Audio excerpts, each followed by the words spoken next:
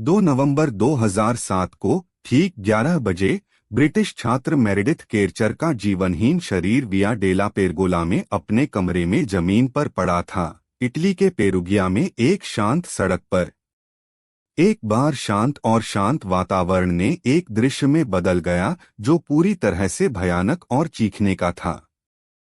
हवा में तनाव की एक गहरी गंध थी, जैसे पुलिस के सायरन दूर से भी आ रहे थे।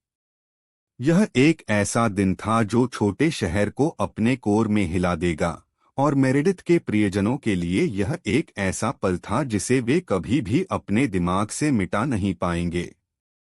दृश्य एक पूरी तरह से बर्बर था। कमरा खून से भरा हुआ था, दीवारें एक विवादास्पद संघर्ष के शिकार हुई थीं। खून के धब्बे फर्श पर फैले हुए थे, एक पथ जो शौचालय से मेरेडिथ के जीवनहीन शरीर तक जाता था। उसका कमरा एक बिखरा हुआ दृश्य था, कपड़े हर जगह फैले हुए थे, जो उसके आसपास के अपार्टमेंटों के शुद्ध दिखने के विपरीत था। एक पतली सी सुगंध का एक संकेत हवा में था, जो खून और मृत्यु के गहरे गंध को छुपा रहा था।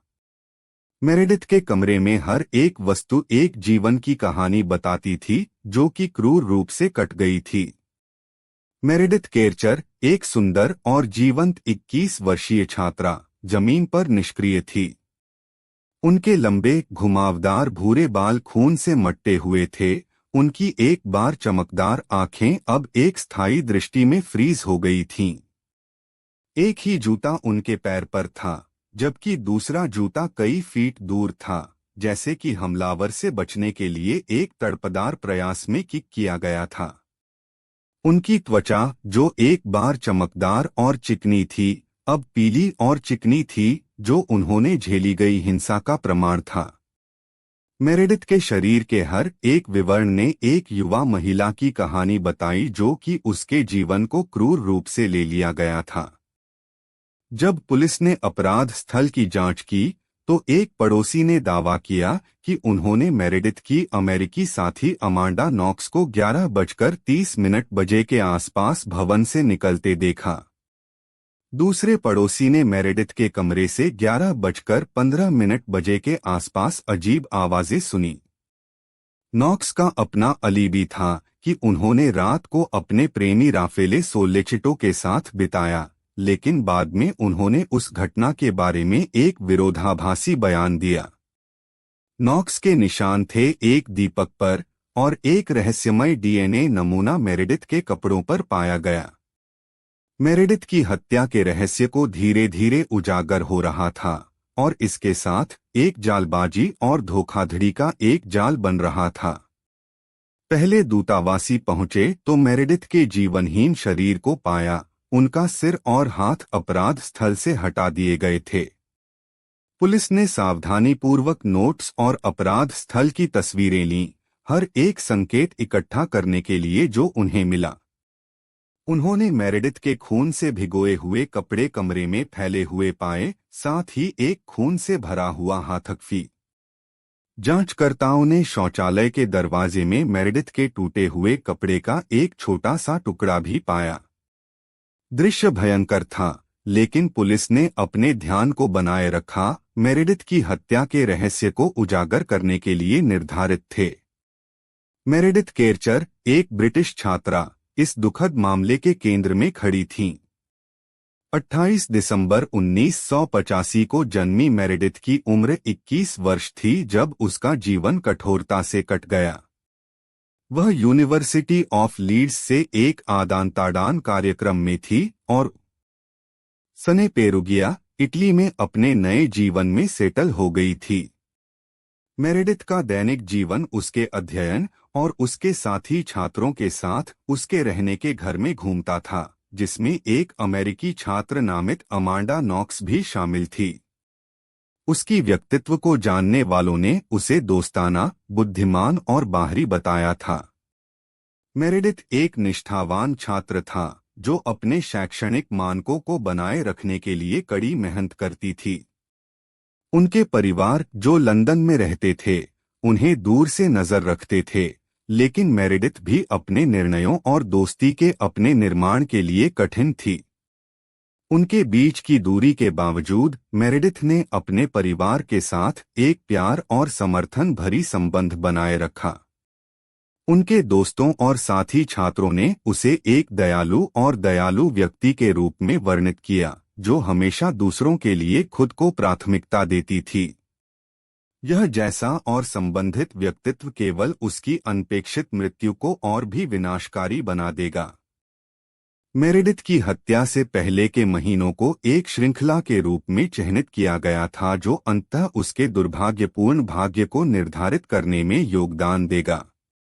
उसके साथी छात्रों के साथ उसकी दोस्ती में बढ़ती तनावपूर्णता के कारण, बढ़ती विवादों के कारण, उसके साथी छात्रों के साथ उसके संबंधों में बढ़ती तनावपूर्णता के कारण, उसके साथी छात्रों के साथ उसके संबंधों में बढ़ती तनावपूर्णता के कारण, उसके साथी छात्रों के साथ उसके संबंधों में बढ़ती तनावपूर्णता के कारण, उसके साथी छात्रों के साथ उसके संबंधों में बढ़ती तनावपूर्णता के कारण, उसके साथी छात्रों के साथ उसके संबंधों में बढ़ती तनावपूर्णता के कारण, उसके साथी छात्रों के साथ उसके संबंधों में बढ़ती तनावपूर्णता के कारण, उसके साथी छात्रों के साथ उसके संबंधों में बढ़ती तनावपूर्णता के कारण, उसके साथी छात्रों के साथ उसके संबंधों में बढ़ती तनावपूर्णता के कारण, उसके साथी छात्रों के साथ उसके संबंधों में बढ़ती तनावपूर्णता के कारण, उसके साथी छात्रों के साथ उसके संबंधों में बढ़ती तनावपूर्णता के कारण, उसके साथी छात्रों के साथ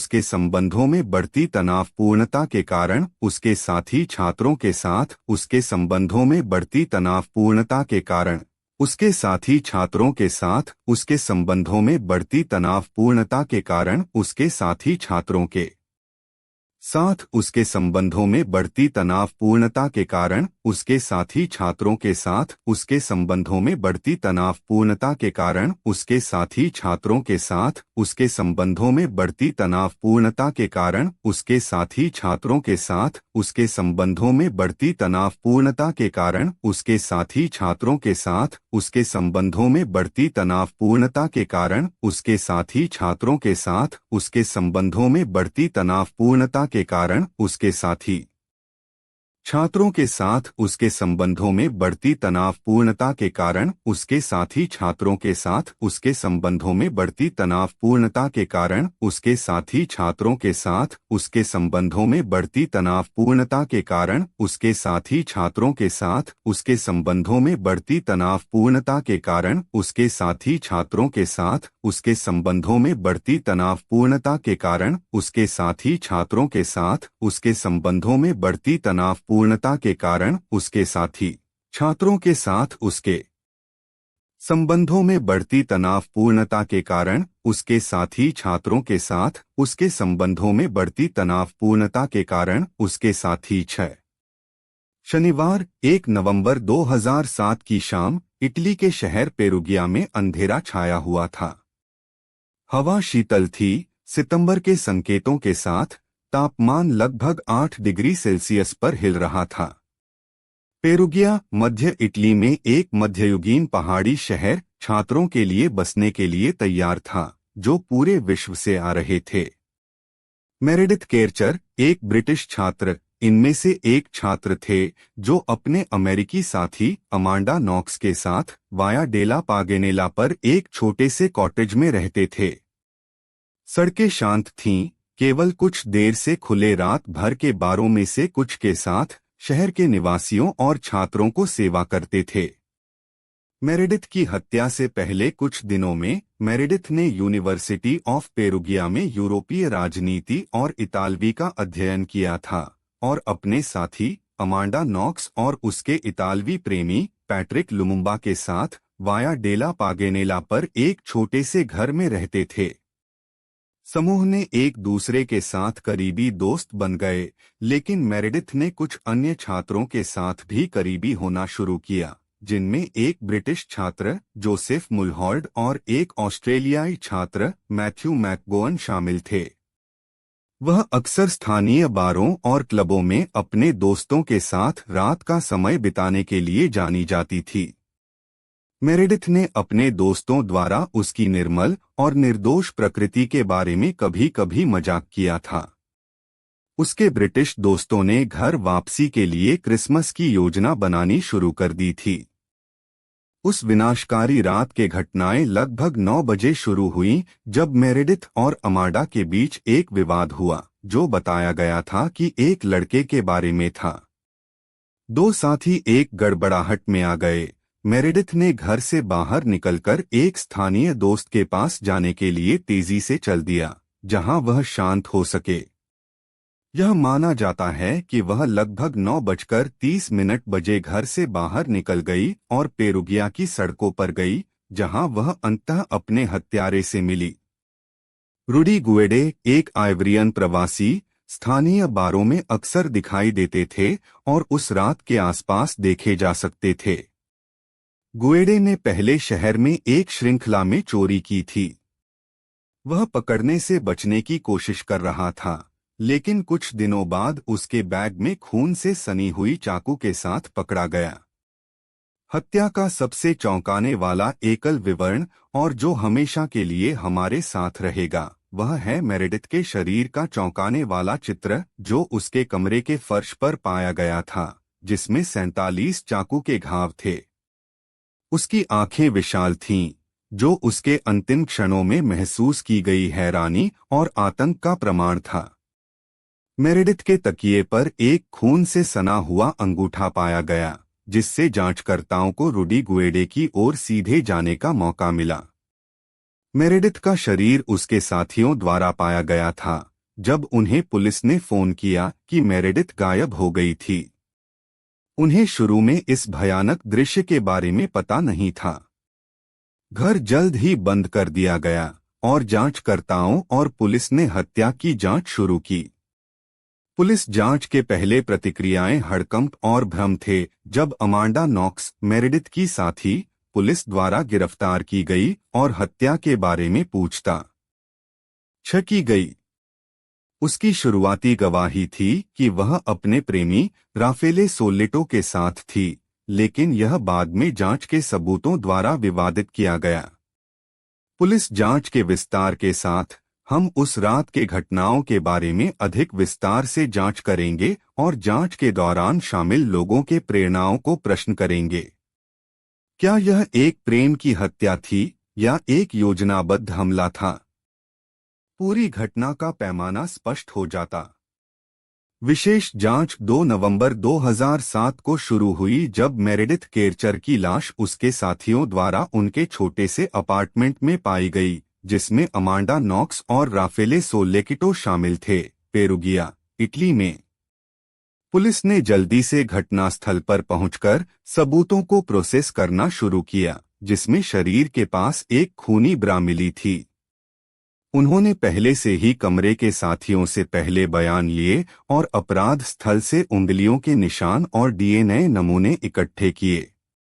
पुलिस के पहले रिपोर्ट से पता चला कि शरीर पर एक विवादास्पद लड़ाई के निशान थे और मामले का कारण एक यौन हमला लग रहा था। जांच शुरू होने पर जांचकर्ता जल्दी से मामले का समाधान करने के लिए दबाव में थे। जांचकर्ताओं ने सबूतों को प्रोसेस करते हुए अपराध स्थल पर पाए गए खूनी पैर के निशान को किसी के डेटाबेस में मेल नहीं खाता था।